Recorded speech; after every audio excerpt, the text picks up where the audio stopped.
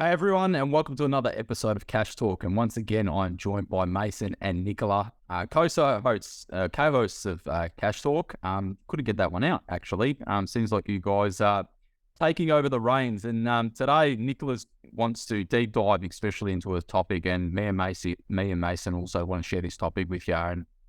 And before we get started, Mason, how are you, mate? Yeah, John, I'm going all right, thank you. How are you about yourself? Yeah, not bad, not bad. I'm trying to not let the cat out the bag for people that are watching, but I'm sure in the show notes in the description it will say everything that it needs to be said. But Nicola, how are you today?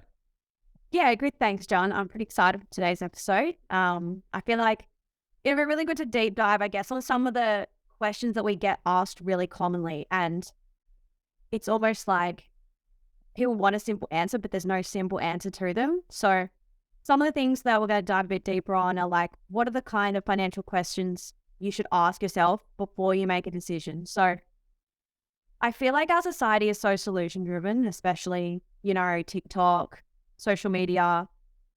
It's more about getting the quick fix, but often the quick fix isn't really a fix at all. So today, I guess we want to dive deep into some of those kind of like barbecue chat questions, the ones that come up, that your friends ask commonly. Yeah.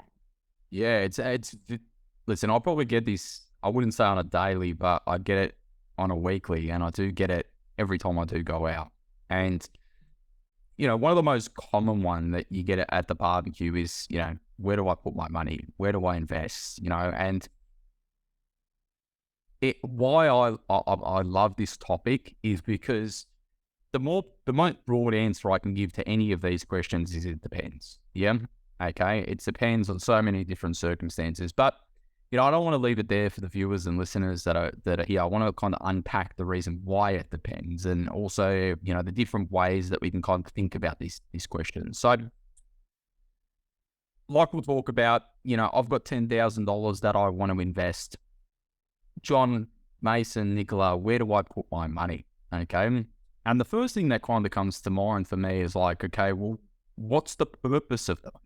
Understanding like that $10,000, like what's it for? Is it for your kid's birthday in 6 months from now? Is it for a holiday that you want in 3 years' time from now? Is it, I don't need the money and I just hope that I can get some income from it when I'm 70? Like, what's the purpose of the money? And the problem we get from this, Mason, is usually it's just, I want to make money, isn't it?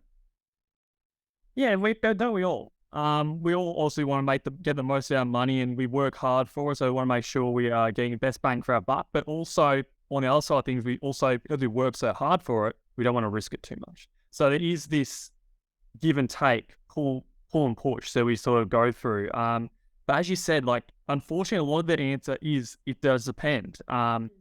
What is this money for? And I think often we rush into these things of, I'm going to buy an investment property, for example, because my friend did it and they've made a lot of money out of it. So therefore I'm going to do that as well. But your goals are probably going to be different to your friends' goals, and your friends actually might regret that decision. We just don't know what's behind closed doors with these decisions. So not making these decisions based off our friends and family and what we're expected to do, really crucial. And I'm sure, Nick, you get asked these questions as well too, especially I remember Nick's probably out more than I am. I'm not sure if that's the case, but probably, seeming as I'm a bit of a homebody these days with the kids. But it is quite depending, and there's a few kind of elements to this, isn't it? Yeah, I feel like the follow-up question is normally like, do you ask, well, what are you investing the money for? And people are sort of like, but why does it matter? Like, just tell me where to invest. And it's sort of like, well, it really does matter, because the solution can be so different depending on whether you're investing for now, for 5 years, for 10 years, for 30 years. And I feel like another one that sort of links to this, but it's more like, when's the right time to invest? It does link very much so, because the thing is, if you understand the purpose of the money and you understand the goals and aspirations around that, you can then see if you are ready or you are not as what the purpose of that money is. Obviously, there's a bigger element in regards to the person's cash flow, the other goals that they've got, and how that all combines. When it comes to investing, the earlier the better. really. The reality is the earlier the better. If you set up investing for your kids, your grandkids, and then they kind of take that over and then run with that and do what they need to do, and they've got an investment time frame of 100 years, the probability of you having investment success, especially in regards to growth assets, are astronomical. So the answer is as early as possible. But in saying that, it depends as well again. If you're going to forego, say, $10,000, but you've got no cash reserves, and then interest rates go up, and then you've got nothing to call back on, and then all of a sudden you need to liquidate your assets, not the best scenario. And this is why I think the whole investing game for most people, and I mean most people because I see people do it wrong more than I see them do it right, is it's a lazy response to that answer to themselves. So first and foremost, it's like, I want to invest. Okay, we say it depends. You've got to go through a process, understand the process, understand your goals, objectives, risk tolerances, time horizon, blah, blah, blah, blah. And they're like, too much work. I'm just gonna throw it at X and hopefully it sticks. Like, the reality is that you're literally playing with your financial future. You're going blindfolded, trying to throw a dart at the dartboard and hopefully you get bullseye. I don't know about you. My financial future and my family's financial future is doesn't have, I don't take that kind of risk and probability with my family's financial future. It's about taking a calculated approach, a logical approach, and not taking the lazy kind of way to do things. And the reality is that once you do the process right, it actually becomes quite easy in the long term, but you just got to do the preparation right. And I want everyone to relate this. If you don't put the foundations of your house right, you're going to have cracks, you're going to have problems, you're going to have all of these different issues. You speak to any good builder, they'll say, do not skimp on the foundations of your build, and make sure you built it structurally right. When it comes to your investing, the exact same thing. Now, I know my friends hate it because they're kind of looking at me going, John, come on, tell us the inside word. There must be like some sexy investment that, it's going to make me a millionaire overnight. Sorry to break it to everyone. There's none. The reality is that for you to find the next, big thing, we're talking about like the next Google in the tech era, or the next Apple. It's luck, There's movies that have been made out of this stuff. You think about, Mike Burridge with the I think it's the Big Short, where he shorted the market and stuff like that. How many times was he saying that that's going to happen? People don't understand the backstory around that. And once you do it and do it and do it and do it and do it enough, you got it right. Rich Dad, Poor Dad, Robert Kiyosaki, he's been talking about the next GFC, I think for the last maybe 10 years, he's been talking about the last GFC, and we just came out of it. 10 years ago, we were about, 3 or 4 years out of it. So, just be mindful that there's a lot of people that are in the, I think I know more than the market, okay? And they are also the ones to be more dangerous about, because why do they know more than the market? Well, both of those examples I gave you were people that got it very big and very right. Robert Kiyosaki and Mike Burridge, I keep saying Burridge for some reason, got it right in the GFC.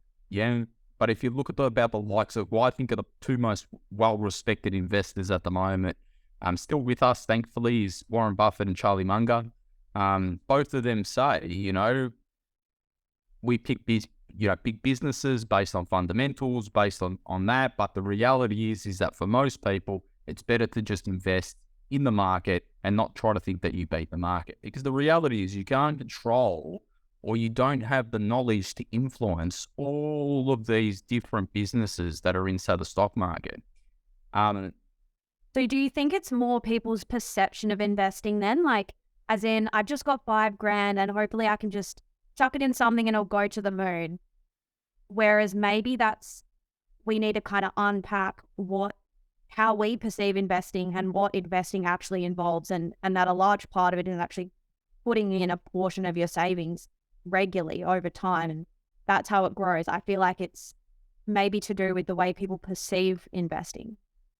as well. So the response that they're looking for in most cases is, here's the thing I haven't told everyone, here's the stock, or here's the investment, there you go, and that's going to make you into a multi-millionaire and solve all your problems. That's the same view as going to the casino and putting it on number 13 on the roulette table. Yeah. That's luck. It's people don't have the consistency, the delayed gratification these days to see these things come to fruition, and everyone's looking for that quick buck. Like, look at the lotto business. Yeah, look at the gambling business. They're huge businesses based on people trying to do something small for a quick win. Yeah, do something small for a quick win. And unfortunately, this doesn't stop. Like, I'm not sure about you guys, but how many people do you see in their mature years that are on the pokies, playing Tats Lotto, and when you speak to them, a lot of their savings are going into it because they're still trying to chase that win. Yeah, that win. And this is why investing early is so important. Now, don't get me wrong. My mates usually just say, John, just shut up, please. Just, I've had enough of this conversation right now. You've gone down a rabbit hole that I don't want you to speak about. All I just wanted to know was the next big stock or the next property or whatever. But the honest answer is, it depends on each and everyone's circumstances. Should you be doing it? What's all the purpose? What's the horizon? What's the risk? I don't know, Mason, you're probably the same, and probably your mates hate you about it as well. Oh, all the time. It's like, oh, what stock are you investing in at the moment? And it's just like, that's not what I do at all. That's quite interesting. But I think your point around people sitting on the pokies, for example, and we're a society of dopamine hunters. We're always hunting for that next dose of dopamine. And unfortunately, our phones give it to us in spades. The notifications pop up, ping, ping, ping. So unfortunately, our current environment where we live, it's serving that person, and they know that, and that's why we buy new phones, we get marketed towards, because we're just hunting that dopamine hit, the next buy, putting stuff in the checkout, taking it out. So it's hard. It's not easy to avoid these pitfalls. Investing, while on the surface appears simple, it's actually very, very difficult. And we try to make it as simple as possible, but behind the scenes, we're running all these like testing, risk profiling, all this stuff. Like, there's so much goes on behind the scenes with investing that we probably don't expose a lot of people to, because, as you say, John, people get sick of that conversation because, oh, just tell us what we're doing. Like, it's one of these things. And I think I want to go back to your example there around using the casino and the roulette table, for example. I think too often we are making decisions based on the potential outcome and judging the decision on that outcome. So, for example, on the roulette table, if I was to sell my house, grab all that money, go to the casino, put it on black and win, I could say, oh, that was a great decision because I won. But I'm saying it's a good decision based on that outcome. That's not how we should be basing our decisions. That was a really stupid thing for me to do. Yes, I got lucky, but doesn't make the decision good. And I think too often we're judging our investment decisions based on the potential return. So whether that's dumping all your money into cryptocurrency, onto a horse, onto the roulette table, these things, trying to pick the next hot stock, all these different things, they were trying to find that massive once-in-a-lifetime return, that next Apple or Google, as you spoke, rather than putting investment into a well-diversified investment portfolio that gets you an average return of 7 to 9% per year. Sounds boring as hell, but that decision is a hell of a lot better than chasing that massive once-in-a-lifetime return. And we'd all love to keep that once-in-a-lifetime return and just sit back and just live on that one investment decision, but it doesn't make that decision good. But that risk that you take in regards to leveling up your stuff shouldn't be necessarily on your investing game from that perspective. Yeah, especially when you're first starting out. Getting into a business, you can take your stuff to a whole new level. But remember, it's risk and return game. Yeah, you want to invest properly, invest in yourself, invest in your knowledge. Okay, invest on you becoming smarter. I'm not going to take this as, this is another Warren Buffett famous quote, invest in yourself because no one can ever take that away from you. Okay? Now, once again, that's boring. But the leverage you can use from that knowledge, and then you apply it into business, or you apply it into leveling up some certain stuff, you take your wealth game to a whole new level. Yeah. Yeah. You guys know me, and for the viewers and listeners, I'm a addictive learner because I understand that that's where I flourish. That's where I'm going to be growing. And inevitably, when you grow and you become more knowledgeable, people pay for knowledge. People pay for expertise. Yeah, people pay for these things. And then what does that mean for then your personal wealth? Well, all of a sudden, you've now opened up a whole new way of you to be able to take your stuff to the next level. And the reality is that, yes, there can come a point in time where you can start to add some extra risk to your portfolio. Yeah, or some extra risk. Like if someone's got 10 million bucks, okay, and they're living off that fine, and they come into an extra $200,000 and they want to throw it on some really speculative stock that they hope is going to make a mozza. It's a drop in the ocean, yeah.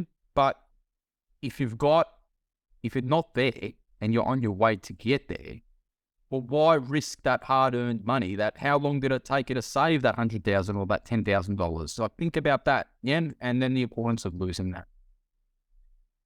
But yeah, Nick, very interesting question that gets asked, and obviously, if you unpack it a fair bit, you can see there's a lot of moving parts to that question. Definitely, and I think people also, I mean, I guess there is the people that definitely want to start ASAP and just want to put their money in something, but I think there's also another camp of people who are like sort of always reading the news. Maybe they have more of the saver mindset, and it's like, oh yeah, I'll start investing next year after like XYZ has happened, because there's always kind of that financial chaos and there's always something going on, and it just seems too risky, I guess, to start. So what would you say to those guys? Yeah, I think there's that, and there's kind of probably another element that comes into that, and the other element that comes into that, especially at the moment, is I'm earning my money, I'm allocating it towards my living expenses, and I'm just paying off my mortgage, for example. And they usually say something like, I don't need a financial advisor, I don't need a wealth coach, or I don't need anyone else. All I need to do is save, and pay off my mortgage. And what it is that if you boil it down and you rip it open a little bit, there's actually this underlying kind of financial anxiety, this financial stress, yeah? It's getting worse, and this is why it's very prevalent at the moment, because obviously as interest rates go up, the cost of living goes up, saver mindset is really getting crunched down because they don't have the tools or the acumen to go, how can I break through these invisible ceilings that are holding me back so that I got the ability to earn more money?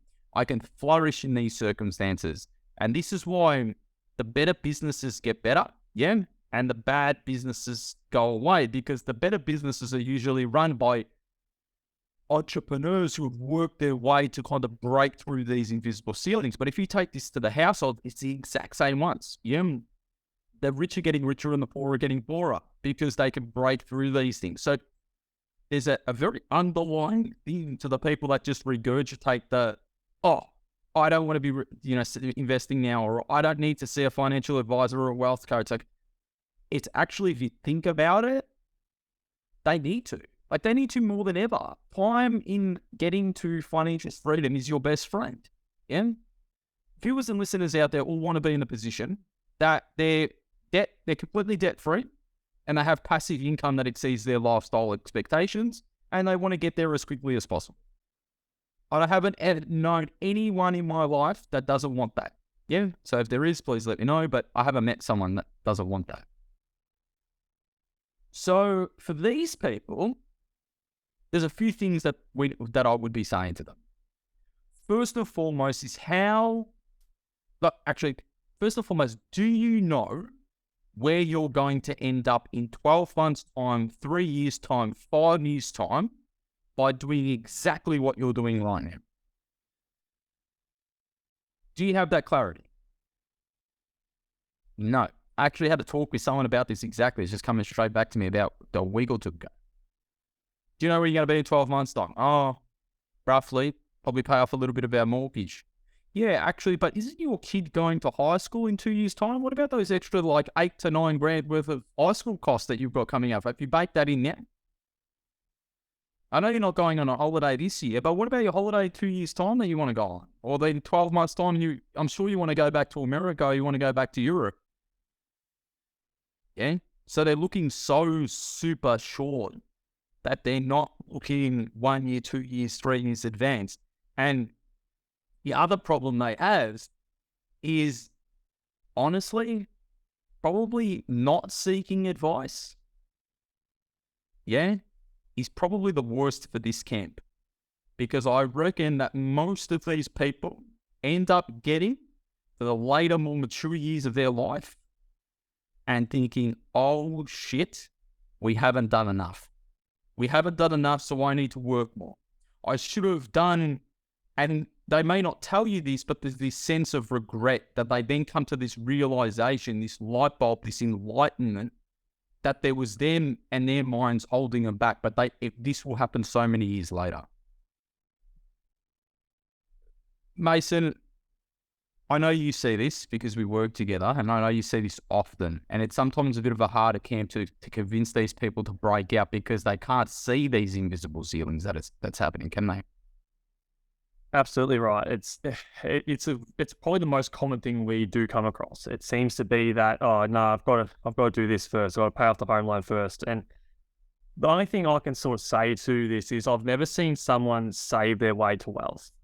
And what I mean by that is there has to be other things. You've got to invest. There's just so many other things. And as we said before, it's time is your best friend when it comes to investing. So I often hear that, oh, we'll start investing once the home loan is repaid. And most people are maybe they're paying a bit extra to the home loan, but maybe there's just minimum repayment. So a lot of people have a 30-year loan, and they might, over the 30 years, they might have drawn a bit extra to get a car, things like this, keep up the lifestyle. So the loan actually might be 35 years before they pay it off. So typical lifetime of a person, that might be in their 50s, maybe even early 60s. Hard to start investing at that point in time and build significant wealth. So it's one of these things where you do need to be doing a bit of everything. And I like to refer to my parents, and I think a lot of parents are in the same boat when it comes to this. My parents didn't do a lot of investing. They were told to pay down the home loan, and now they're getting to a point close to retirement where, actually, I probably should have done some more things. And if we follow in the same footsteps as our parents, as other people we know, we'll get the same result. As Albert Einstein said, the definition of insanity is doing the same thing over and over again, expecting a different result. So if we do want a different result for our parents, to our peers, to other people we look up to, we have to do something different. And I think it's crucial that we look into that. And I think some people might say, I'm spending money on a wealth advisor. It's counterintuitive because I'm spending money, therefore it's less money I can put towards the home loan, towards investing. Therefore, why the hell should I hire you when I'm just wasting my money and I can put that into the shares? It's clarity. Like, where are you going to get that clarity from? Like, as you said, like a lot of people don't know where they're going to be in 12 months time, let alone 5, 10 years. You need this clarity to make accurate decisions today.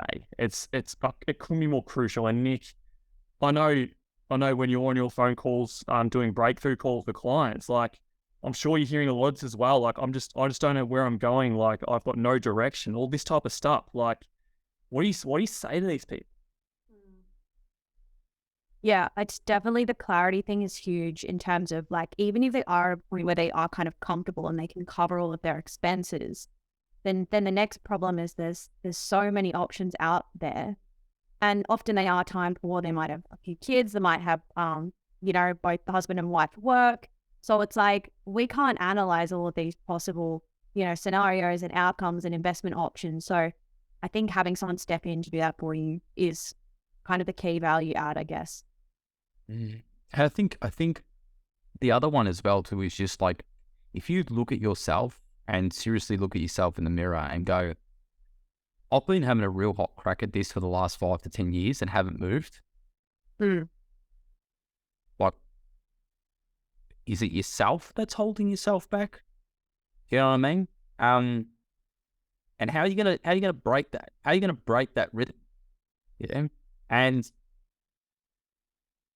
I often say this, like, if I wanted to go compete in I don't know, I wanted to become a boxer. Yeah, I'm going to kind of go down to the gym, find myself a good boxing trainer, good boxing coach, and teach me. And I'm going to start off thinking, yeah, I know what I'm doing. I threw a few punches when I was young. Yeah, cool, yeah. But then the boxing coach is going to say to me, John, your fitness isn't up to scratch. You know, your arm's not, you know, you need to lift your arm a bit. You need to cover yourself here. That's exactly what it's like. And I'm sure that if I stuck to that, let's say 10 years I stuck to boxing training, I'm going to be a pretty good boxer. Yes, I'm not going to be no Floyd Mayweather. I get that, especially in my more mature ages. But I'm going to be, you know, a decent boxer. And that's what it takes in regards to your wealth creation. And honest, look at yourself and say, am I doing this? Now, some people still can't wrap their heads around it, especially about what Mason talked about before. Like paying money for a service, that's a cost. Yeah. But if I think about my boxing, say, as a health benefit, yeah, and a health investment, think about how healthy I'm going to be as a boxer who's training, say, 3 or 4 times a week, walking in, you know, being in my 40s, for example. I'm going to be fit as a fiddle. Yeah, I'm going to be stronger than an ox. I'm going to feel good about myself. And, you know, probably if I've done my, you know, my blood tests and my results in regards to my health, I'm going to be much, much healthier than where I am today. Yeah, and how much money do you put on that? Like money for extra time on your life and better quality of life. Yeah. So, yeah, it's a very, very interesting question that we get asked. Okay, and we often get asked this as well. Well, I think I covered off on that one pretty well, but yeah, it's definitely not a one-line answer, unfortunately. I guess one of the other ones that's quite common, maybe for, I guess, younger clients in their 20s or 30s is, should I rent or buy? If I'm looking to buy, how do I figure out how much I should spend on a house? Oh, interesting. So, first question you need to ask yourself is why you're buying the house. Okay? Because are you buying it because all my mates are buying the house? Are you buying it because I want security that I don't want to have being rent? Once you understand your why, okay, then you need to go through and say, okay, well, what's the purpose of the house to me? Okay. Is the purpose to literally have just shelter over my head so that I don't have a landlord that can kick me out? Is it to potentially use this as a long-term investment where I'm going to live in it for 5 years? It's going to be my stepping stone. I'm going to then flip that for maybe a family home when I'm going into a couple and a family scenario.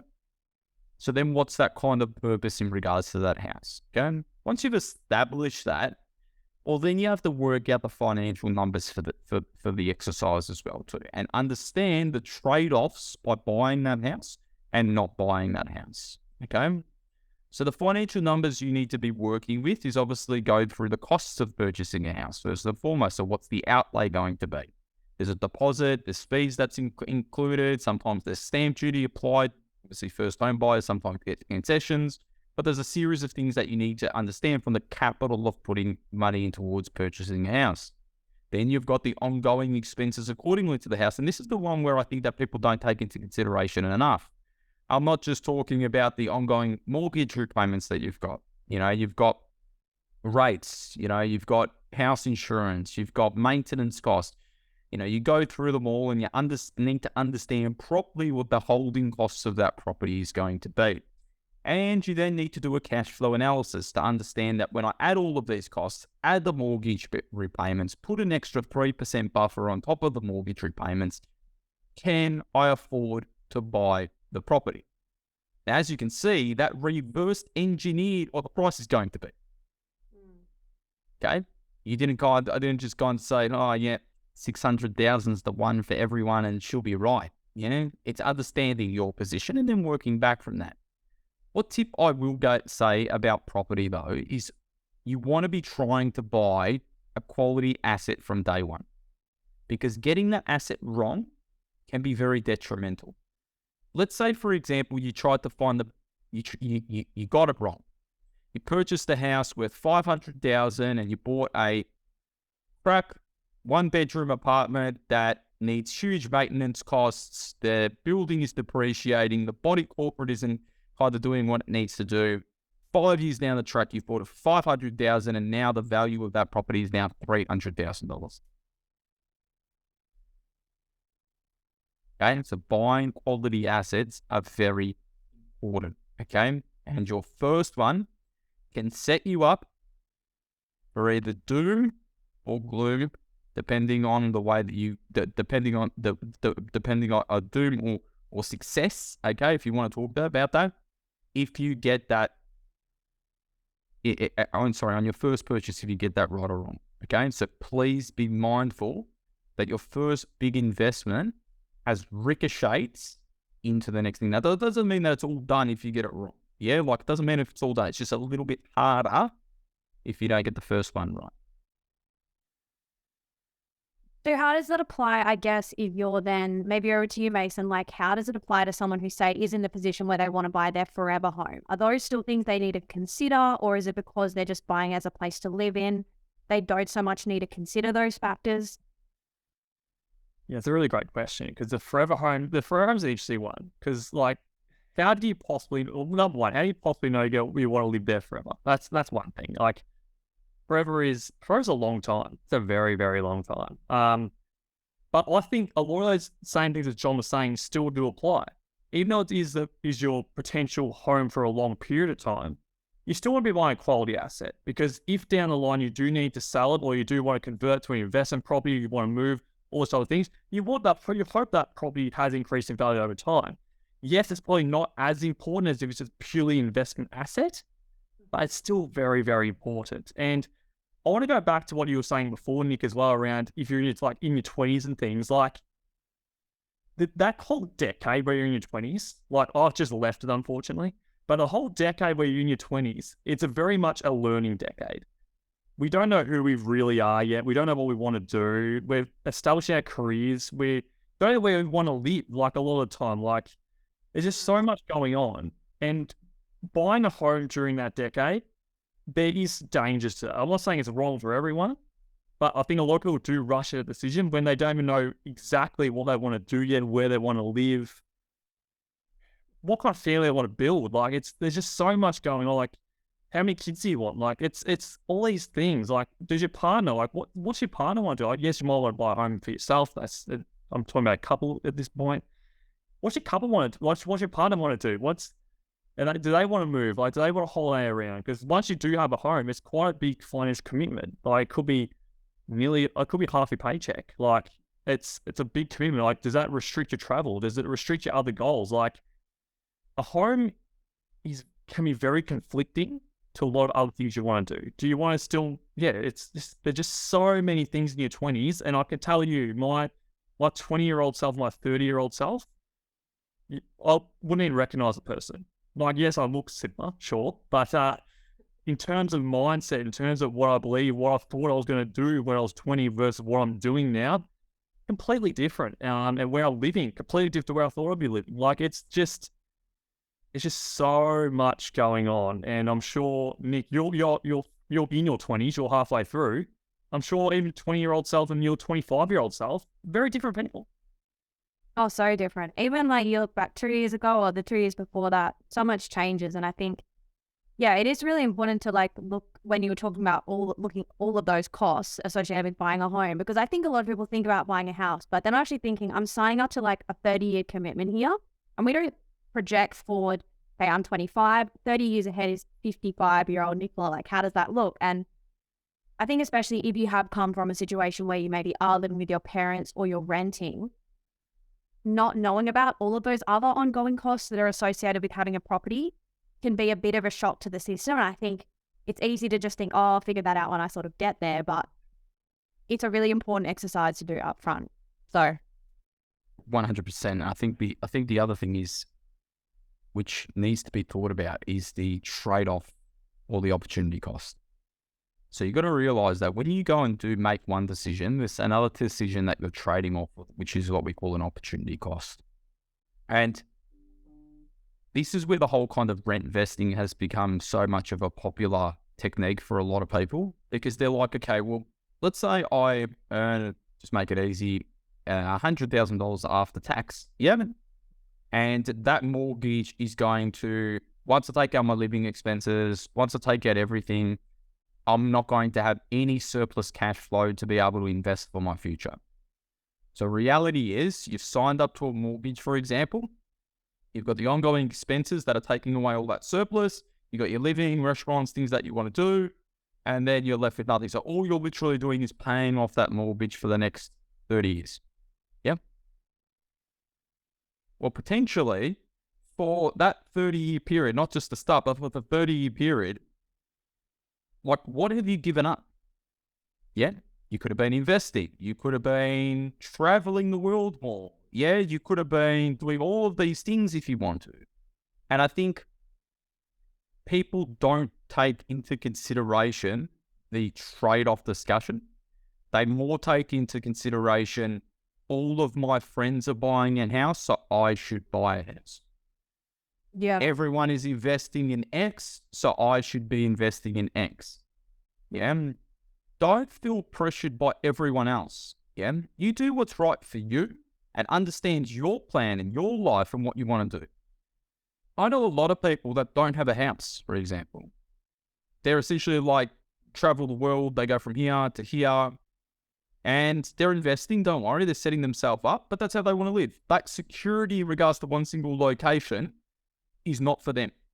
They love the freedom and to be able to have the choice to wake up tomorrow, jump on an aeroplane and just go to another country and live in that country if they want to.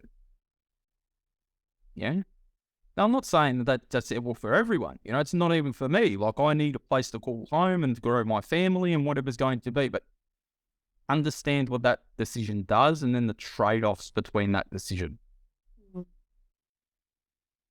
Yeah, it's really interesting because I feel like, let's say putting the lifestyle factors aside, if say you want complete flexibility, you know, probably renting might be more of an appropriate option until you do find a place you want to stay long term. But putting that aside, people that are thinking about their long-term financial situation, they're like, do I just rent and invest as much as I can? Or do I try and, you know, get into the property market as early as possible? I feel like that's kind of a common dilemma.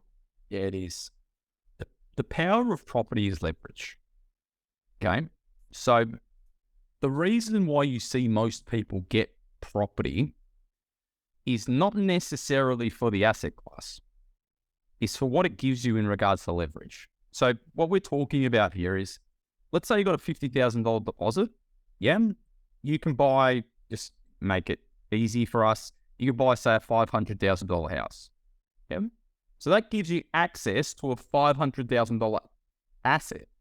Now, if you couldn't leverage, you've got a $50,000 pool of money, therefore you can only invest $50,000. Now, let's say that $500,000 in capital growth grows at 5%. Yeah. 5% of 500,000 is $25,000 of earnings that's growing at in capital. Yeah. Whereas 5% of 50,000 is $2,500, and there's nothing you can, like, there's no differential. So you're trying to use leverage to accelerate your growth. Yeah. There's pros and cons to that though. Yeah. Obviously, like we talked about, interest rates, keeping up with costs, blah, blah, blah, blah. But what you then see later in the stuff is that they use that collateral, or they use that equity to be able to then go into the next areas. Yeah, being able to draw down on that equity to go into different investment classes, different investments, and then leapfrog and then get to where you need to get to.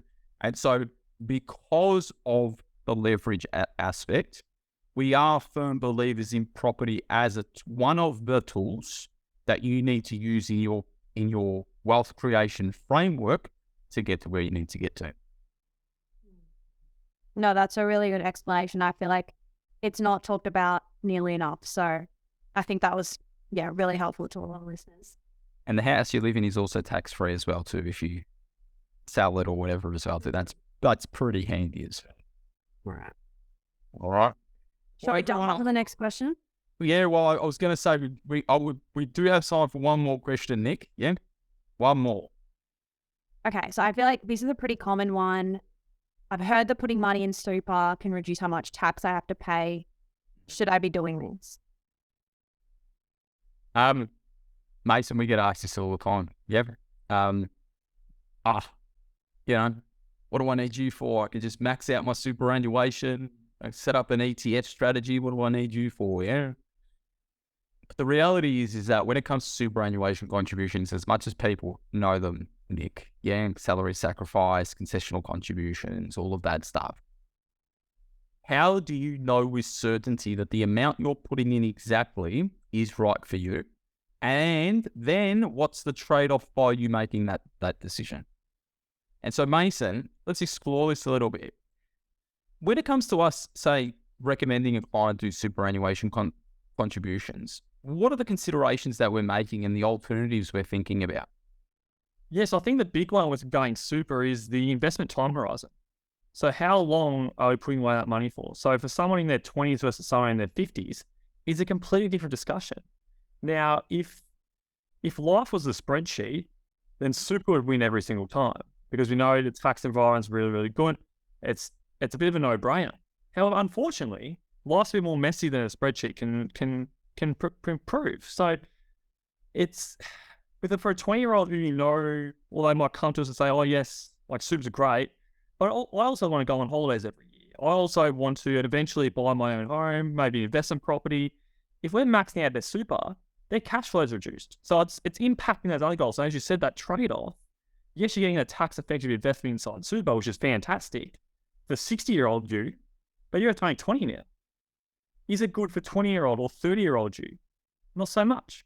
So it's finding that balance between saving for the future, but also ensuring that you still have enough cash flow to achieve your goals now. Because what we don't want to do is lock away that money when we know cash flow is already tight. Like imagine you utilizing all your surplus cash flow as a 20-year-old and putting it into super. There's no cash flow left to put towards other goals. Whereas a 50-year-old who's getting closer to retirement, and you know their major goal is retirement at 60, then yeah, it's a little bit easier decision. Yes, there's still some things we need to consider, but it's less of a burden to put away because the time horizon is less.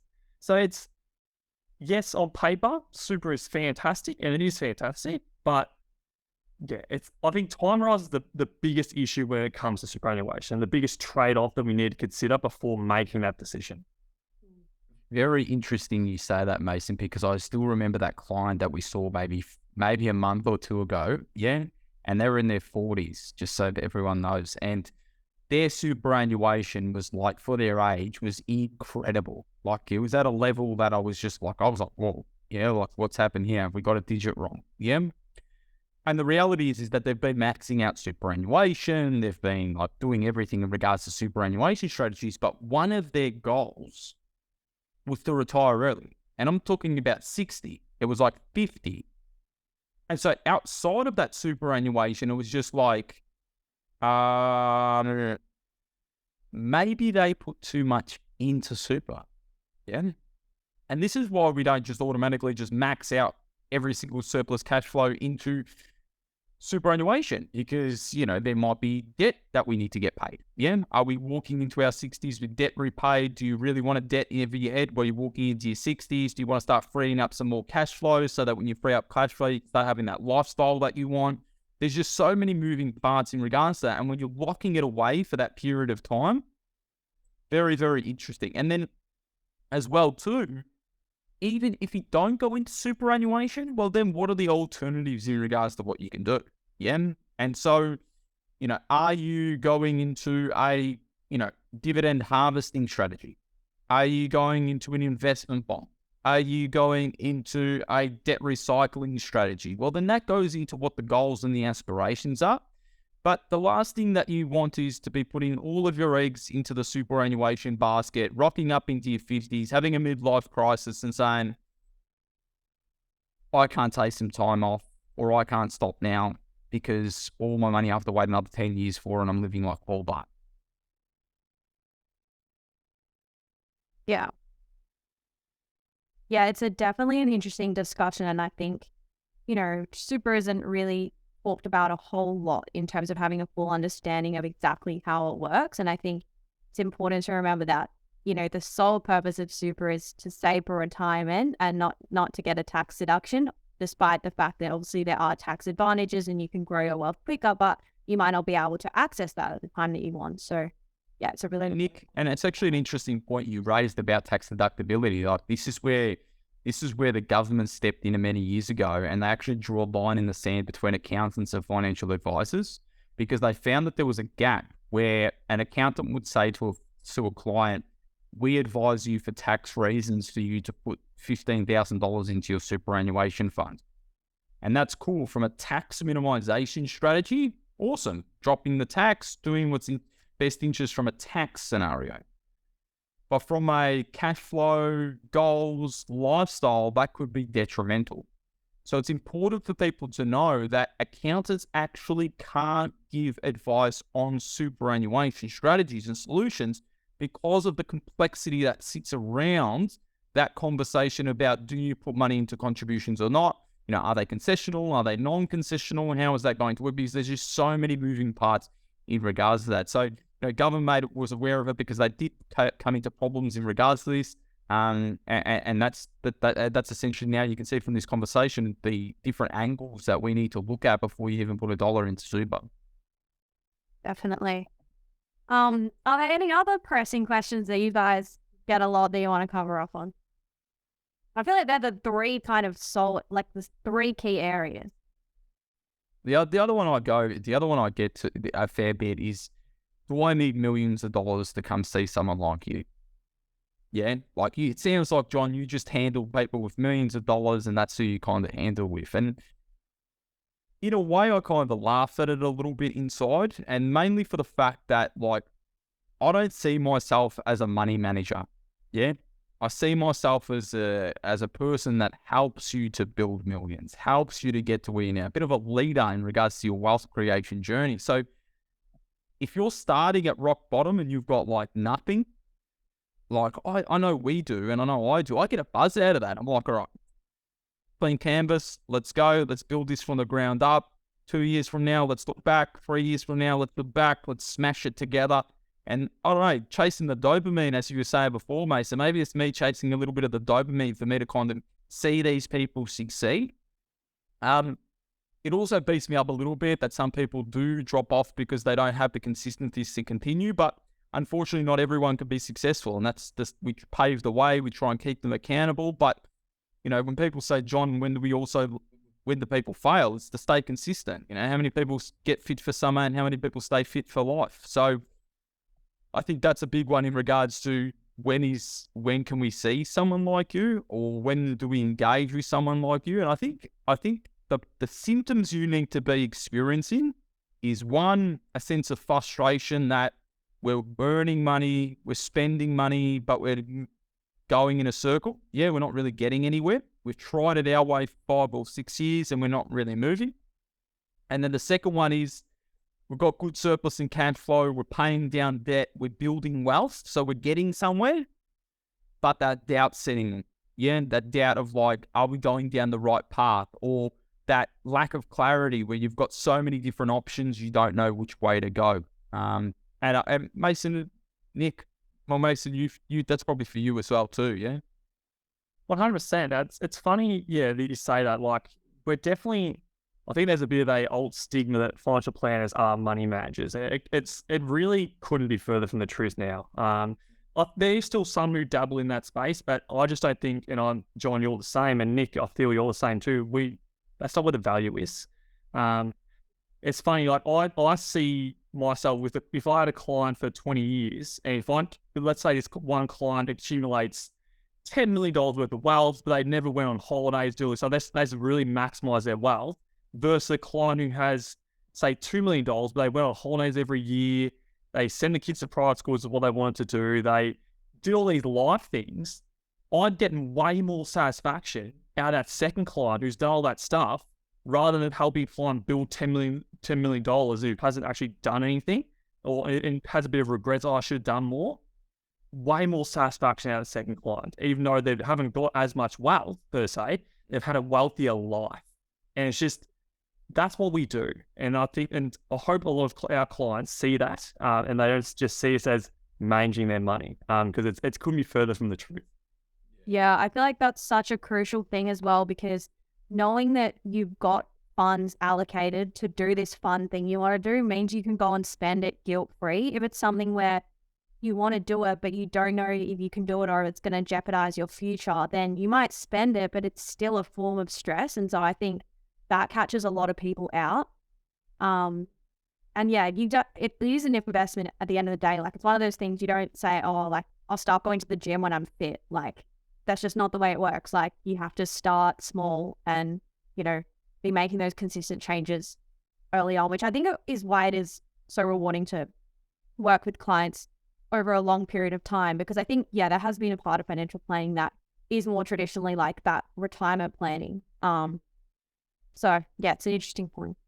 Yeah, very, very common questions we get asked. Well, we'll wrap it up there. There have been some really good questions, and hopefully everyone's learned a little bit and got a little bit of insights into all of those different questions. And hopefully we've kind of myth busted a few of them that you might have been thinking that are wrong as well too. But for everyone that's watching, listening, thank you very much. And hopefully see you next time. Mason, Nicola, thanks for jumping on again. Thank you. Thanks, guys. Thanks, guys.